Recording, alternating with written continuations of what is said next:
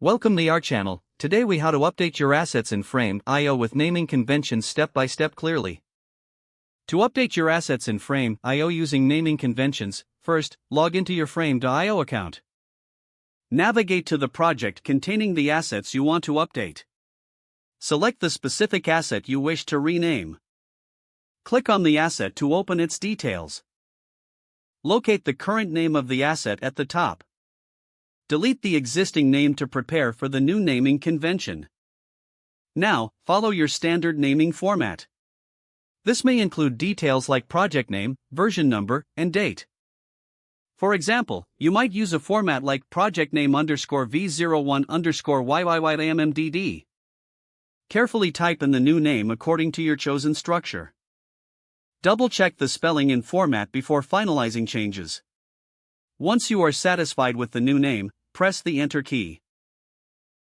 This will save the updated name and apply it to the asset. Repeat these steps for any other assets you want to rename.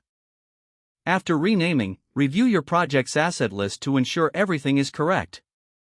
This process enhances organization and clarity for your team.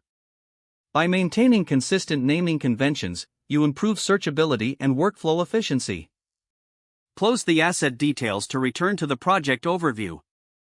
Regularly updating your assets helps keep your project on track and well organized. If the page does not load, refresh the browser. Make sure you are using the correct email address, then retype it carefully to avoid small typos. If your password is not accepted, use the reset option and create a new strong password you can remember. Check your spam folder for verification or security emails, then complete any requested confirmation steps.